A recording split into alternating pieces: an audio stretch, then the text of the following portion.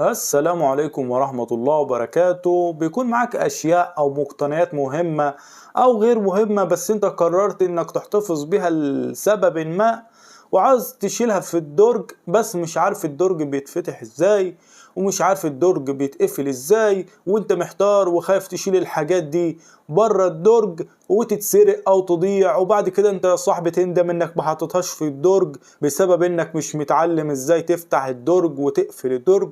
انا في الفيديو ده هحللك المشكله واعلمك ازاي تفتح اي درج تقابله في حياتك بنفسك، وازاي بعد ما تفتحه تقفله تاني وبرضه بنفسك، وهحللك المشكله دي وهخليك تعيش حياتك طبيعي. وليكن عندنا درج زي الدرج الاول ده. الدرج يا صاحبي ممكن بيكون فيه فتحه زي كده بتحط فيها ايدك، او بيكون فيه اكره من بره بتمسك فيها كده وتشد. وليكن الاختلاف مش هو الشيء المعسر يعني. وليكن يا صاحبي انت عاوز تفتح الدرج ده، هتعمل ايه؟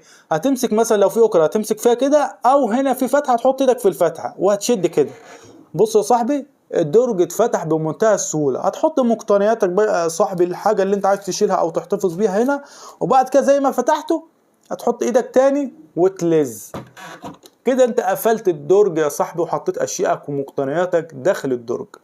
لو عجبتك الفكرة وفي فكرة أخرى عايز نعمل لك عنها فيديو، ما تنساش تكتبها في الكومنتات، وما تنساش تشترك في القناة وتفعل جرس الإشعارات وتضغط لنا لايك للفيديو. السلام عليكم.